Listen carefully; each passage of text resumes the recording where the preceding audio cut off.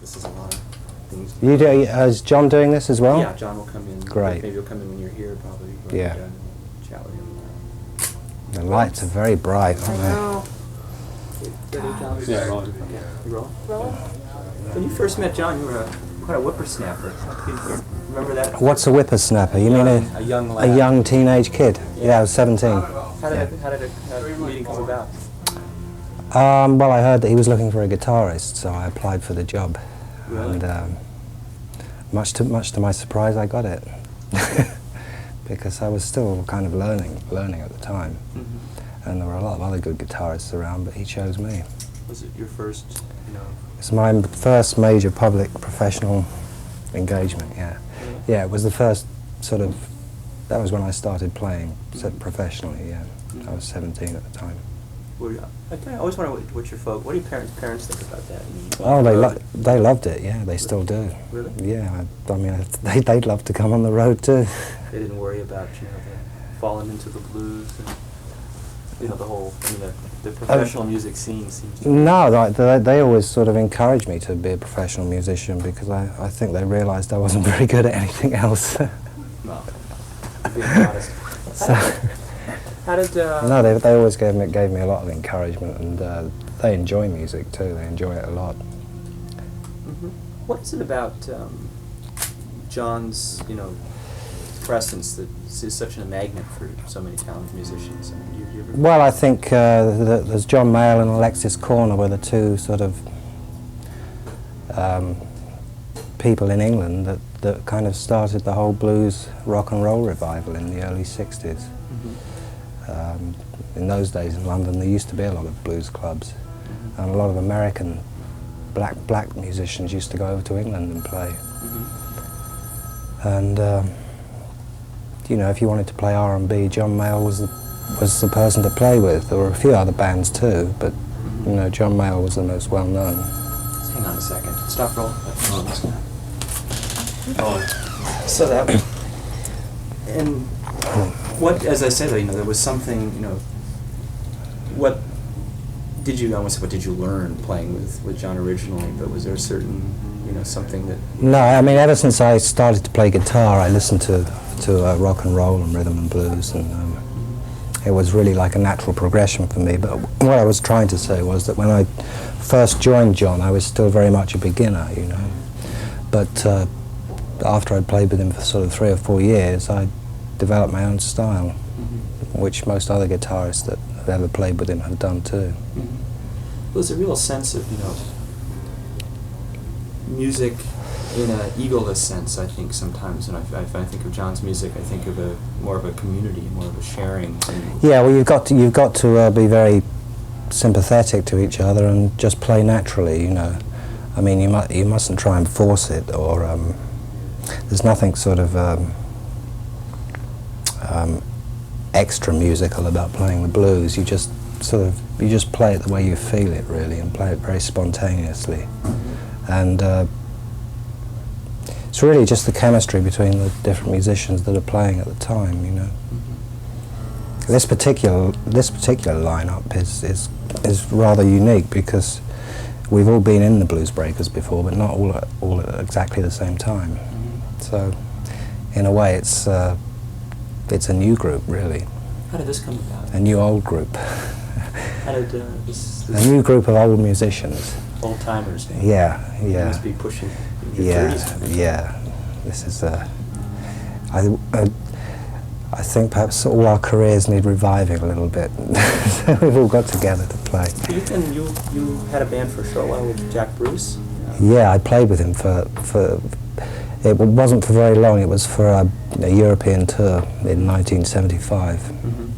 How was We it? never did it. It was great, actually. It was good. I enjoyed playing with him.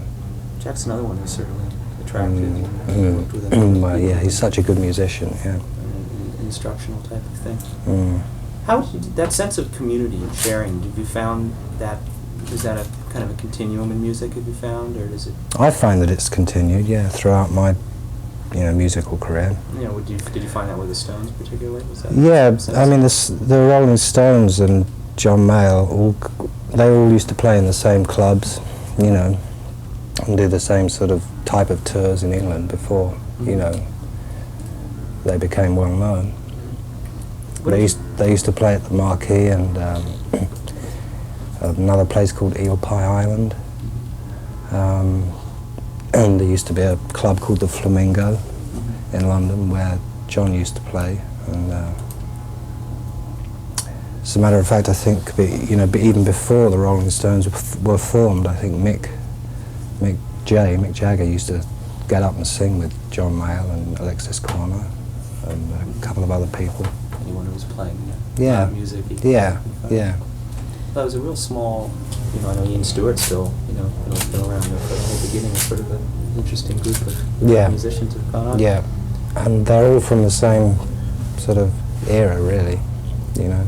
Well, I know at the time when, you know, in 1969, it was a surprise to a lot of people when you sort of came from the blue to this United States, not knowing the Americans. When I did what? When you joined up with the Stones, it kind of came as a surprise to a lot of people. But then I guess considering the group, the scene there. Well, I think it came as a shock that Brian Jones died and had to be replaced. You know. Yeah. You mean it was a surprise that I joined them? That you joined them, yes. You know. Did that come as a surprise to you? Well, I think it would have been a surprise. Whoever it was who would have joined, don't you? I mean, you kind of get used to a sort of legendary, famous group like that always being exactly the same. You know, you don't think of people leaving or dropping out, and so I guess I hope they were pleasantly surprised anyway. Oh, I'm sure they were. Again, I just got to get the obligatory. What do you have? Did you get a chance to see the tapes of the music on this tour, with the mega tour of the States? I played with them. Where? In Kansas City. You did? Yeah. How was that? It was fun. Really? Yeah, it was really good. It was about the almost at the end of their tour. They did a couple more shows after Kansas City, and that was the end.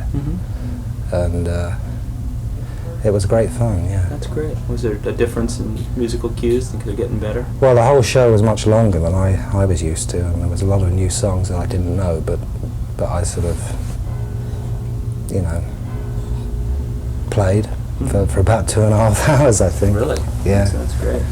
Yeah. I had never seen, you know, I have to say my first time I'd ever seen the Stones was about 3 or 4 months ago. I was Really? Yeah. On the last Candlestick tour, Park, yeah. and luckily we were filming it, so we were down in the, you know, I was able to see it, not those little peanuts. But it was, you know, it was interesting. I feel all the fuss was about all this time. Yeah.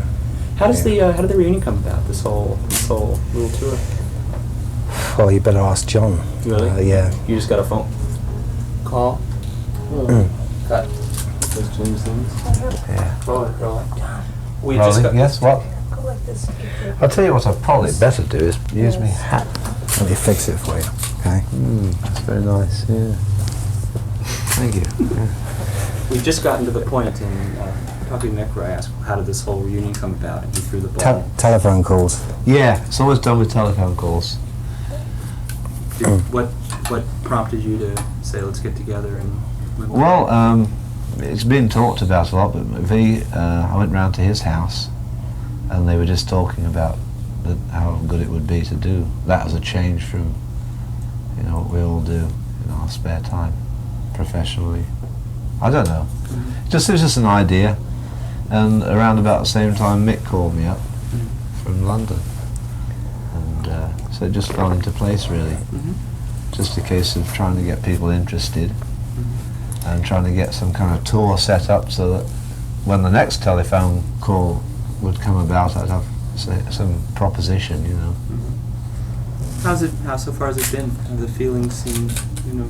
Oh, I think that it's been great. We've done... He first met you, and I'm kind of curious what your first impressions when you first met Mick, when you first wandered in. Do you remember that moment? Wandered in? Or how did that all come in? How did you guys meet? Well, it was sort of an accident, I couldn't remember properly, It so... was So you answer Welling that one. Garden City, I think. Oh, that was when I first played with you, yeah. Yeah, because but it was Clapton 2 years didn't later show when up. I joined, wasn't I know. it? Yeah. But there was I another didn't tell group him you were that in story. called the Gods. Yeah.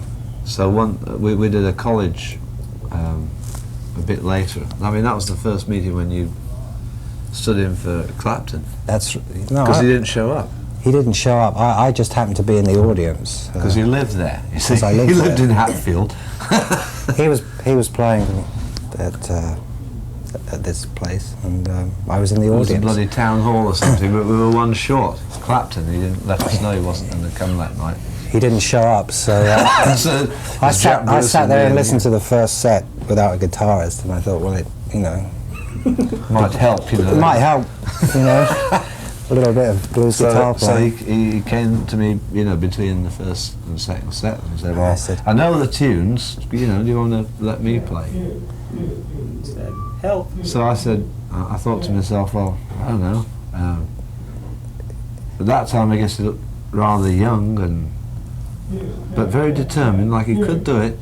I was well, nothing to lose. That's It's why I just a had my gig, hair you know. cut, you see. Just a gig, and it was quite amazing. Because his only, testimonial was, well, I've been to the Flamingo a lot, and I've seen what you do, and I know the numbers. I was telling them about the tested him, I said, Flamingo. Yeah. well, you know this one? Oh yeah, it goes like this, blah blah blah. So he knew all the tunes. I didn't have a Obscure guitar with me, but Eric Clapton's guitar was there, but he wasn't there, you see. things. So he did it instead. No, I didn't think to take his number down or anything. So, he was lost. Why didn't you call? I don't understand. This get paid. Well, it wasn't that kind of thing. It wasn't that kind of thing, no. It was, he was at the gig, and we didn't have a. I think I was only so- 16 when. Yeah, he was only 16. 15 or 16 when I did that gig. He was underage. He wouldn't let you in any clubs. No, Well, it it wasn't a It wasn't a licensed club. It was a club. college, wasn't it, Yeah. or something? Yeah. Oh, I see. That's funny. But that's how it was, and then about a year later, I think this was when Peter Green was in the band. Then he was in another group called the Gods, and I remembered then, you see. And again, didn't think. Did to I take his call you or did you telephone call me? I can't remember. Well, you called me after I put the ad in the Melody Maker. Oh, that's right. I see. Yeah. I put an ad in the paper. Guitarist needed to replace Peter Green, and he answered, and then it was, and I didn't bother auditioning anybody else. I just over the phone and said, God, I've been trying to get, I knew where you were all this time. You see. And I think the very next day we did a gig. Yeah. And the next week we did and an album. It was 7 like hours, Crusade album. Yeah. And the rest. Next, it was like next one. It was like, well, we don't know that one. Never mind, that's good enough. We did the whole album in 10 hours. And the rest. Recorded and mixed in 7 hours. Yeah. I think. Yeah. The rest is history. And the rest is history. Yes. Yeah. Yeah. A bit of that. Well, yeah, there's must have been, and I'm sure still is, a very kind of warm. I don't know how warm it is, but it's a community of blues musicians in Britain, especially. I don't know how that would compare to the United States. So. Well, here we've got to take two different things because I live here and he lives there. You see, so But I was explaining to them earlier that we all sort of come from. We all sort of developed at the same kind of time in the early '60s. Yeah. When there was. That's the When all there was in London was sort of blues clubs and quite a lot of blues bands. When did you both first come to the United States, and kind of when you finally actually went to the First tour? yeah, it was January '68. '68, yeah. Was that January the 6th, I think it was. Did the U.S. crack up to what you thought it was going to be? Oh, it was magic. Or really? Yeah. Yeah, even though I lost my bags on the first day, we stayed at the Hotel Earl, shared rooms with cockroaches. And, In Washington Square, New York. Yeah, Yeah. Greenwich Village. We were there at the Cafe A Go-Go for 2 weeks, and then we did one at the Grande Ballroom in Detroit, and then came to the Whiskey A Go-Go. So that was the beginning of February. And we did, Elmer booked us for 3 nights, and they all sold out. And then we did an extra 4, and then went to San Francisco, and it was Jimi Hendrix, Albert King and us. King and us, yeah. At the old Fillmore West. And then we went back home, and I thought, well, I'm coming back. This is where I want to live. After seeing Jimi Hendrix, I would No. say. Jimi Hendrix was in England long before That's true. he was busting Yeah. out there. But no, Yeah. just America. So I moved out there straight away. So I've been here ever since. Well, did you feel there's something in American culture that makes Yeah, music. blues- makes- American music. I always said that's probably the Americans' only valid contribution to the world is probably music. It's a nice thing to And good food and I wouldn't say it's just 24-hour music. everything. I think that's Los Angeles, actually. We should yeah. focus it down. But I don't know. I That's just the finest scenery. I always go camping in Arizona, and it just America's great. Well, I just see the looking, being students of the blues and that, that whatever the blues is, and then finally coming to the United States and actually seeing Memphis and seeing Chicago and seeing highways, just all the things that have been talked about. I can't help it. It affected. I wonder if it did change anything. Was that what you did? Oh yeah, I was born a sharecropper's son. Actually, no, it doesn't. No, where did you come? No, I'm born in Los Angeles, New Jersey. But then you went to Chicago and all these places? In Chicago, I haven't tracked down the blues. Oh. I'm just saying that. Oh, I thought you were talking about you. No, I'm just Oh. I'm posing a question, that just wondering if that made the United States. Well, not to me really, no, Really? because I mean, I've always had the music, and I mean that's on Yeah, record, he's always had the it made an impression on me, I think, when I first came to America, and I actually saw people like Junior Wells and Buddy Guy and Albert King, and Otis and B.B. Rush and King. sitting in with all these people. Yeah, I mean, actually going great. to Chicago and going to the South Side and playing in some clubs, which we used to do, didn't we? Yeah. I mean, that was, like first-hand experience of playing with sort of people that we'd always admired Well, just that feeling. and that we'd learned from, and been influenced by. Music is communication, not musicians Yeah. chop cutting each other or anything else. Where it's much more of it's just that thing out there that you try to make sense of every night. I don't know. I'm just making a statement about music as it affects me. I don't know. Well, You live it, but you don't play it a lot. You can go to dinner. I mean, if you really, I don't. Thanks. You're hungry. Thank so you. am I. How long have I got? About 10, 15 minutes. 10 minutes. 10 minutes. I mean, I don't mean, Thank you very much. It's all yours, John. Yeah. Can we switch around real Where are you fast? going to dinner? John. I'm just going back to the hotel. Right. Okay. Can we switch around? Oh yeah, if you really like to. No. It's a broadcast release. It's a release form. Do you want to look at it? Okay, you got it.